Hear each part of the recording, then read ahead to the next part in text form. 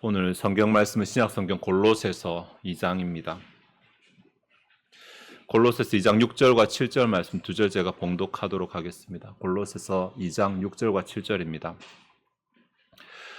그러므로 너희가 그리스도 예수를 주로 받았으니 그 안에 생하되 그 안에 뿌리를 박으며 세움을 받아 교훈을 받은 대로 믿음에 굳게 서서 감사함을 넘치게 하라.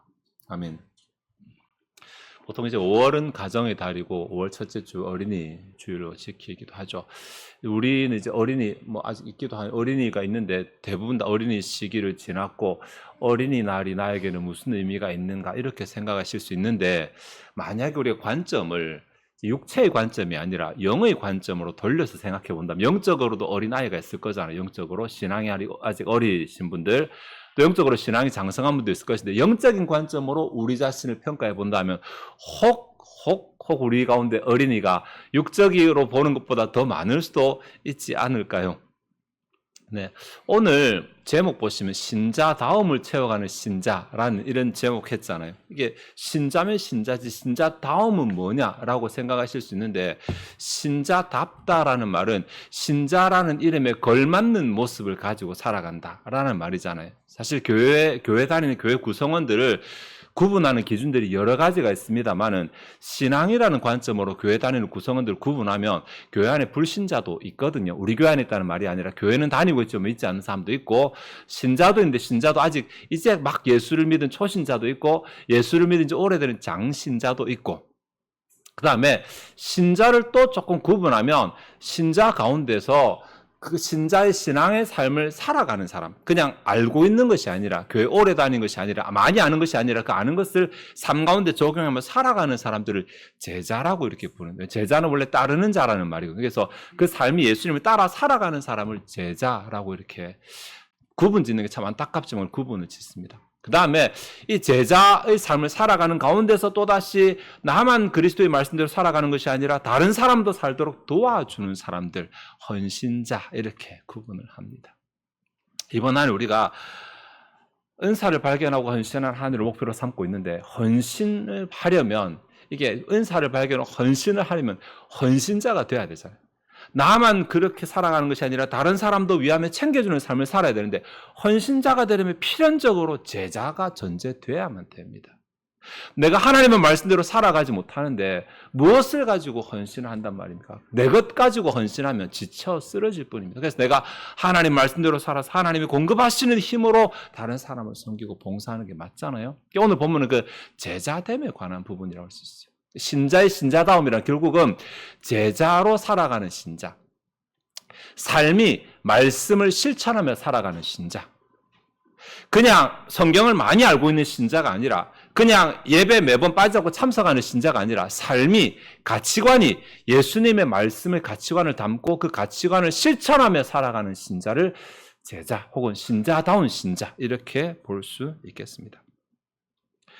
오늘 본문을 좀 살펴볼 것인데, 오늘 본문이 이제 골로새서 2장이거든요. 골로새서의 교훈에 해당되는 부분이고, 교회 권면을 하는 내용입니다.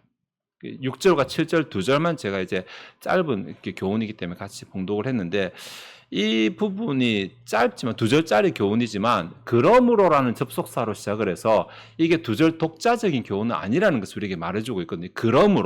그러므로가 이제 뭐 결론을 내는 접속사잖아요. 무엇의 결론인가?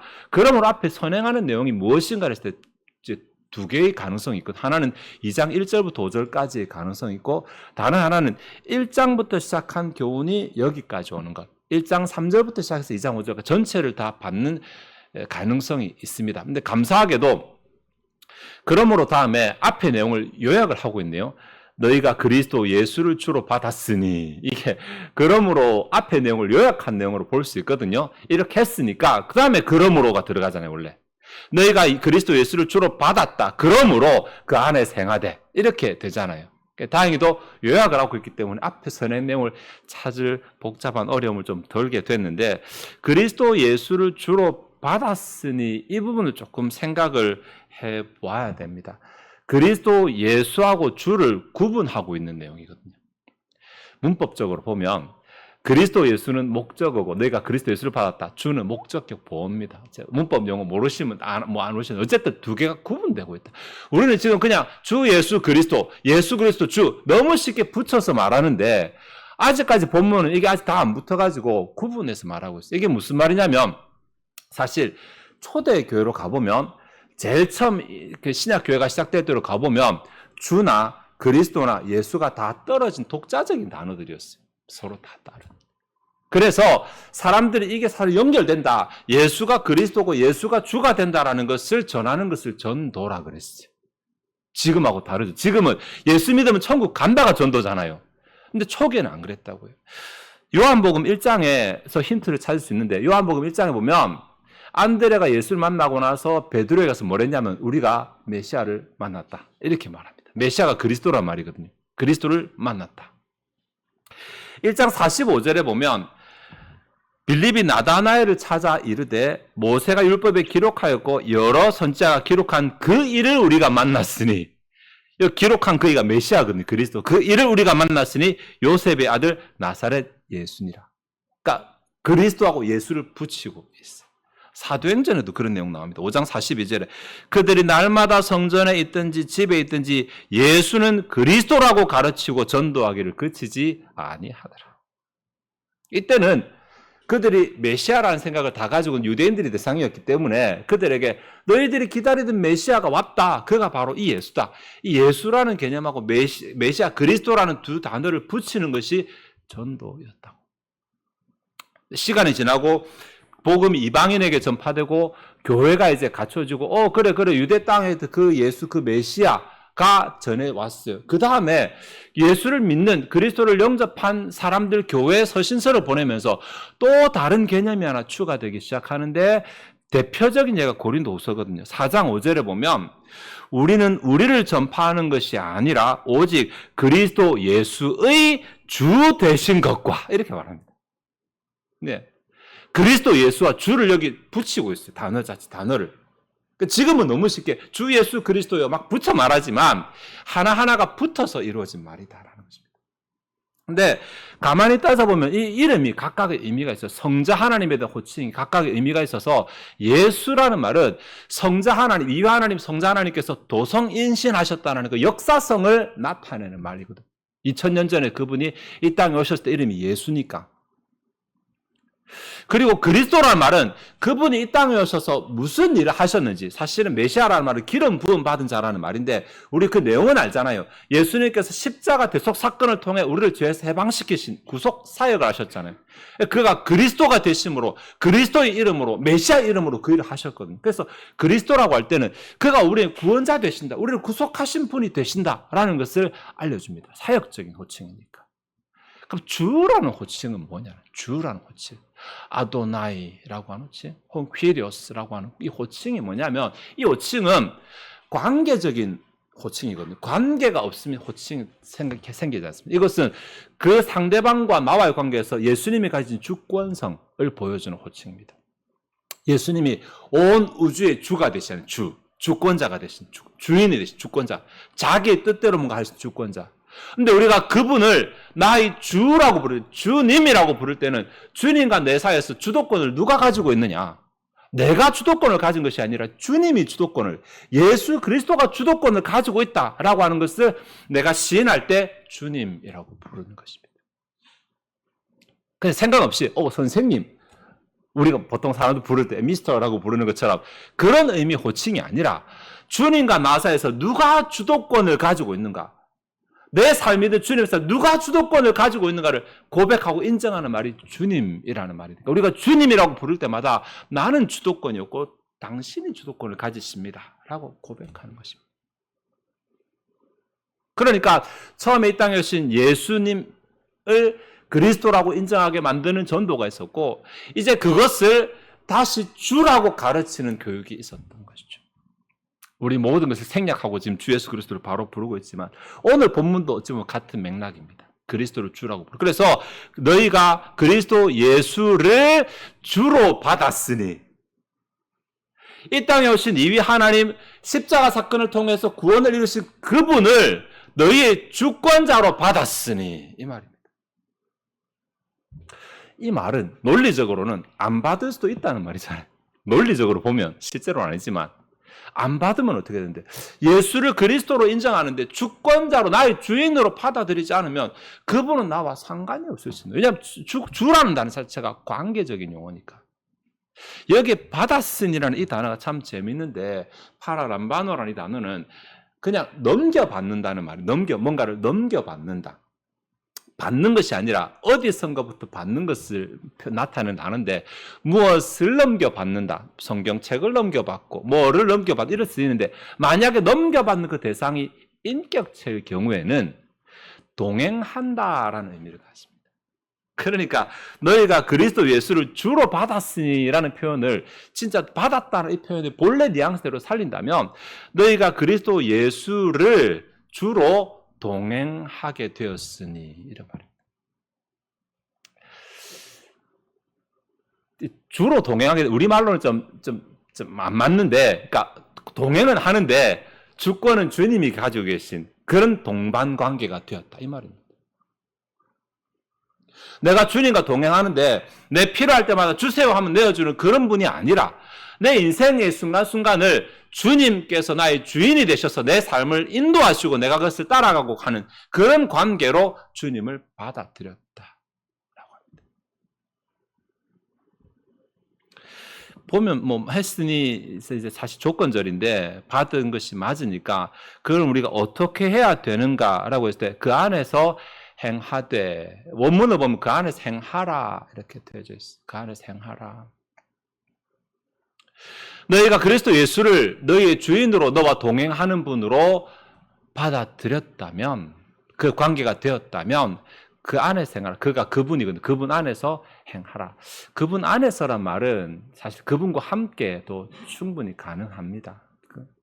행하라라고 하는 명령 자체가 헬라어는 이 단어가 몇 개가 있거든요. 그 가운데 특별히 과정에 초점을 맞추는 단어를 쓰고 있어요. 결과에 초점을 맞추는 단어가 아니라 과정에 초점을 맞추는 단어를 쓰고, 헬라는 두 가지를 구분합니다.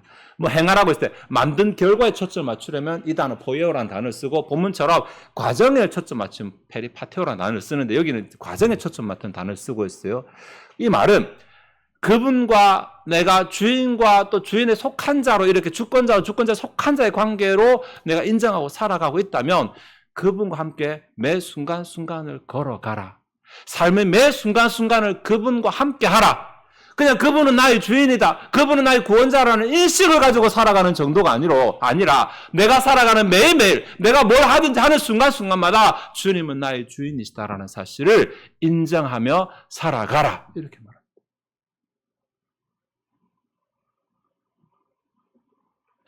그렇게 하면서 그 매 순간순간 주님 예수 그리스도를 나의 그 주권자로 인정하며 살아가는 삶이 어떤 것인가를 7절에서 부연을 하고 있는 것입니다. 구절을 보면 7절은 분사가 굉장히 많아요. 명령문과 분사구문 사실 이렇게 어떻게 하면서 부연인데 7절은 크게는 세 부분으로 나눌 수 있습니다. 뭐 두 개도 가능한 세 부분으로 나누겠습니다. 이렇게 세 가지로 살아가는 것이 내 삶에서 예수 그리스도를 주로 모시고 살아가는 삶, 주와 동행하는 삶, 신자다운 삶이라고 이렇게 말할 수 있다라는 것인데 7절에 처음 보면 그 안에 뿌리를 박으며 세움을 받아라고 하는 이 부분이 하나가 있거든요. 그 안에 뿌리를 박으며 세움을 받아. 한글로는 번역이 안 됩니다. 이 부분 뉘앙스가 뿌리를 박으면 완료로 되어 있고 세움을 받아는 현재로 되어 있으니까. 근데 똑같이 되어 있죠. 그죠? 구분 안 되잖아요. 완료는 옛날에 일어났던 일이 그 결과가 변하지 않고 지금까지 계속된다는 말. 우리가 그 안에서 뿌리를 사실은 수동태이기 때문에 박힌 채로 지금까지 변하지 않고 있어요. 예수 그리스도 안에 우리 뿌리를 내린 채로 지금까지 변하지 않을 거예요. 이것은. 그래서 그냥 과거랑 완료로 기록을 했어요. 변하지 않을 것이니까. 우리가 그리스도 안에서 뿌리를 내가 내린 것이 아니라 나도 수동태로 박힌 상태예요. 누가 내렸는데? 하나님이 내리셨겠지. 하나님이 나를 뽑아서 예수 그리스도 안에 심어 놓으셨어요. 그렇게 되고 나서 다음 내가 지금 지어짐을 당하고 있어요. 내가 그런 상태에 있어요. 그러니까 내가 뿌리를 박았다, 내가 예수를 믿었다로 끝나는 것이 아니라 지금 나는 뭐하고 있냐면 지금 나는 그 상태로 있는 것이 아니라 지어져 가고 있는 거예요. 식물 개념으로 생각하면 식물을 갖다 심었어요. 그럼 심은 것으로 나중에 몇 개월 뒤에 와서 심은 그 자체를 뽑아가는 사람 없잖아요. 뭔가 종자를 심었으면 나중에는 자라고 성장해서 열매를 가져가는 것이잖아요. 그게 살아있는 것이지. 그러니까 예수 그리스도 안에서 뿌리를 내릴 것으로 끝날 것이 아니라 내가 자라나고 성장해야만 하는 것입니다. 그 현상이 일어나고 있고 일어나야만 하는 것입니다. 이 말 제가 처음 말씀드렸던 말대로 내가 교회를 다닌 지는 10년이 되고 20년이 됐는데 내 영적인 상태는 아직 교회를 처음 다닐 때와 똑같이 영적인 어린 아이일 수 있잖아요. 어린이 주일을 이제 영적인 어린이 주일로 바꾸면 우리 가운데 선물 받으실 분이 혹시 생겨나게 되실지도 모르겠습니다만, 예수 안에 내 뿌리를 내렸으면 자라나는 것이 지극히 정상적이죠. 근데 이건 내가 하는 게 아니라 하나님이 하시는 일이에요. 본문 다수통태로 나오니까 내가 할 수 있는 일이 아니에요. 내가 할 수 있는 일이 뭐냐면 그게 보조를 맞추는 일이 교훈을 받은 대로 믿음에 굳게 서서 이 부분이 우리가 할 수 있는 거고, 교훈을 받은 대로 믿음에 굳게 서서 교훈을 받은 대로, 이것은 교훈을 받은 것이 맞다면, 네가 교훈을 받는다면, 그리스도 안에서 네가 가르침을 받는다면 그대로 두지 않고 가르침을 버리지 않고 그것을 확고하게 한다. 여기 그 믿음에 굳게 서서 믿음으로 확고하게 한다. 원문을 지극하면 그런데 이 진짜 어려운 문법 용어를 잘 안 쓰는 용어 하나 써야 되겠어요. 중간태라는 형태로 되어 있어요. 모르셔도 돼요.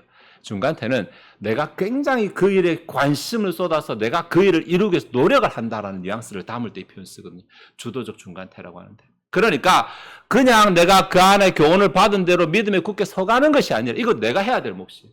내가 믿음에 뭔가 교훈을 받았다면 내가 믿음으로, 하나님께서 이렇게 하시면 내가 믿음으로 그 교훈을 내 삶에서 실천하려고 내가 주도적으로 노력을 좀 많이 해야 돼요. 힘쓰는 삶이 필요합니다. 마지막 세 번째는 감사함으로 넘치게 하라. 어떤 사본에 보면 그 안에서 감사함으로, 그 안에서는 전사구합하는데 그 안에서가 믿음 안에서거든요. 믿음 안에서. 믿음이 뭐냐면 하나님이 내게 뭔가 하라고 할 때는 나 진짜 이거 하기 힘든데, 순종하기 힘든데, 이럴 순간에 내가 밤새도록 그물질하였지만 잡은 것이 없지만 말씀에 의지하여, 이게 믿음이잖아요. 내가 참 삶이 힘들고 하기 힘들지만 주님의 그 말씀을 내가 신뢰하기 때문에 나를 버려두고 나를 내려두고 주권자인 주님의 뜻에 따릅니다. 이게 믿음이거든요. 그런 믿음으로 내 삶을 확고하게 할 때에 감사하는 마음을 가지고 하라는 거예요. 감사하는 마음을 가지고. 내가 주님의 뜻에 순종할 때에 우선해 보이기는 힘들고 내 마음과 반대로 가고 싫은 것이 하더라도 인상 쓰면서 가지 말고 울면서 가지 말고 감사하는 마음으로 한번 가보라. 이렇게 말합니다. 하나님은 우리를 예수 그리스도 안에 뿌리 내리게 하시고 우리가 예수 그리스도 안에서 든든하게 자라게 하십니다. 그 일을 하시거든요. 그 일과 보조를 맞추는 우리는 우리가 교훈을 받을 때마다 아이고 좋은 말씀이라, 아이고 좋은 은혜로 말씀이라 끝나버릴 것이 아니라, 그래서 내가 무엇을 살아야 되는데, 그래서 내가 어떻게 살아야 되는지를 고민하고 하나라도 내 삶에 그 말씀을 실천하려고, 내 삶이 그 말씀과 부딪히고 반대 방향으로 갈 때 내가 믿음으로 그 말씀들 따르고 믿음으로 그 말씀을 실천할 때 감사함으로 믿음으로 그 말씀을 실천하고 살아가라. 그것이 신자다운 신자의 모습이다. 이렇게 말하고 있어요. 사실 본문은 짧은 2절짜리 교훈이기 때문에 그렇게 해서 우리가 어떻게 된다는 말인데, 우리가 어떤 복을 받는다는 말인데가 나오지 않거든요.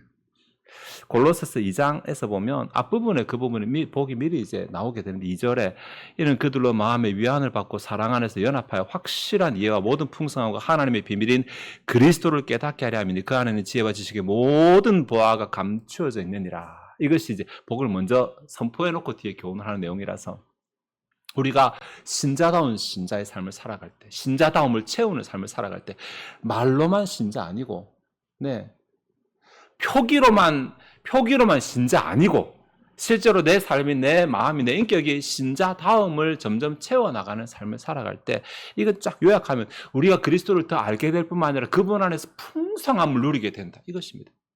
내가 그리스도 안에서 풍성함을 누리게 되는 게 별로 실감이 안 하는지 모르겠지만 이 땅을 살아갈 때 그리스도가 없으면, 하나님이 없으면 세상 정말 불쌍한 사람을 아실 거예요. 마음도 불안하고 하나님 없으면 미래도 없고 하나님 없으면 죄가 가득하고, 근데 그 반대의 상황인 그리스도 안에서 풍성한 삶이, 하나님의 뜻을 이해하는 정도가 아니라 하나님을 풍성하게 누리는 삶이 그리스도 안에서 풍성한 삶이에요. 오늘 이 부분이 초점이 아니기 때문에 우리가 다루지는 않겠지만 그러니 내가 신자다움을 누리며 살아갈, 신자다움을 채우는 노력을 하면서 살아갈 때 하나님은 이미 나를 세우시는 과정 중이니까 내가 그분과 보조를 맞춰 살아갈 때 그리스도 안에 예비된 그 풍성한 복들을 누리며 살아갈 수 있는 것입니다. 설교를 준비하면서 들어가는 말을 어떻게 할지를 굉장히 고민을 많이 했어요. 마지막까지 고민을 했어요. 어린이와 관련돼서 시작을 할까? 한국 교회와 관련해서 시작을 할까? 결론 부분에 말씀드립니다. 지나간 한국교회 이제 100년이 훌쩍 넘었잖아요. 한번 돌이켜보면 초기에 핍박 가운데서 교회의 씨를 뿌리던 시기가 있었고, 언제는 교회가 정말 급성장하면 한국교회가 전 세계가 부러워할 정도로 폭발적으로 성장하는 시기도 있었잖아요. 그러다가 어느 순간에 또 정점 맞고 침체기가 되고 지금 조금씩 힘들어하는 그런 시기를 지나고 있습니다. 근데 교회 전체의 흐름이 아니라 신자 개개인의 관점에서 한번 보면 초대에는 정말 뛰어난 몇 사람들이 신앙의 핍박을 이기면서 교회의 씨를 뿌리는 시기가 있었고, 교회가 성장할 때는 마음껏 교회에서 헌신하면서 하나님을 경험했다는 간증이 풍성한 시기였어요. 그렇죠. 너도 나도 하나님, 내가 교회 이렇게 헌신하니까 하나님이 이렇게 복주셨다, 이런 얘기들이 곳곳에서 들려오던 시기가 있었는데 지금 어느 순간인가 그런 소리들이 줄어들었잖아요. 하나님께 헌신하는 것이 줄어드니 당연히 복이 줄어들고, 제자의 삶이 줄어드니 당연히 헌신자가 줄어들게 되는 거예요. 이미 우리는 다 믿는 자니까 신자는 건드리지 맙시다. 신자인지 아닌지는 건드리지 말고 우리 신자고, 우리에게 지금 필요한 것은 제자의 삶을, 즉 신자다움을 회복하는 것. 한국교회도 필요하고 우리 개개인도 하나님을 풍성하게 경험하기 위해서는 필요한 것이 바로 그 부분입니다. 그래서 심겨진 것에 만족하고 내가 예수 믿으니까 천국 가겠지, 이것으로 만족하는 것이 아니라 이 땅 가운데서도 하나님의 자녀로 하나님의 그리스도 안에 있는 그 풍성함을 누리기 위해서 내가 어떻게 하면 신자다운 삶이 될 것인지, 어떻게 하면 제자의 삶을 살아갈 수 있을 것인지 고민할 필요도 없죠. 매주마다 나오는 말씀, 매일마다 읽는 성경이 내 마음에 부딪힐 때마다 내가 내 환경을 이유로 그것을 외면하는 것이 아니라 믿음으로 순종하는 것, 믿음으로 순종하는, 감사하면서 믿음으로 순종하는 이 원리를 통해서 내 삶이 하나님과 하나님 예수 그리스도를 주로 인정하면서 동행하는 그러한 제자의 삶을 살아가고, 또 그를 통해 하나님께 세배시 그리스도 안에 풍성한 복을 누리는 저와 여러분 되시기를 바랍니다. 기도하시겠습니다. 하나님, 골로새서 2장의 말씀을 통해 신자됨이 우리의 신앙적 정체성을 증명하는 수단이기도 하고, 영적으로 우리 자신을 그리스도 안에 묶어도 우리를 지키는 방편이기도 하면서 동시에 하나님께서 우리에게 복을 주시는 통로라는 교훈을 주셨습니다. 하나님이시여, 예수 믿는 것도 어렵다고 하는 시대, 교회 나가는 것도 힘들다고 하는 가치관을 가진 이 시대에 우리가 저들과 생각을 같이 하는 것이 아니라 성경에 우리의 기준을 맞추고 하나님께서 우리에게 무엇이라 말씀하시는지, 어떻게 믿는 것이 복된 신앙의 삶인지를 고민하며 답을 추구하며 노력하게 하심을 감사드립니다. 하나님이 교회 가운데 개인적으로 하나님을 경험했다는 그 간증이 풍성해지게 하시길 바라며, 그렇게 되기 위해서 교회 전체가 다 신자다움을 추구하는 삶, 제자의 삶을 추구하는 삶, 한 걸음 더 나아가서 헌신하는 삶을 살아가는 교회가 되게 하시고 신앙 공동체가 되게 하여 주옵소서. 이미 우리가 다른 교회보다 구분하여 그런 모습을 보이게 하심을 감사드리니 주의 이것을 더 이루게 하시고 다른 교회의 선한 모범이 되는 교회가 되게 하시기 원합니다. 이 시간 주 앞에 준비된 예물을 드리고자 합니다. 우리의 마음이 즐거이 하나님을 헌신하게 하옵소서. 감사드리며 예수 그리스도의 이름으로 기도하옵나이다. 아멘.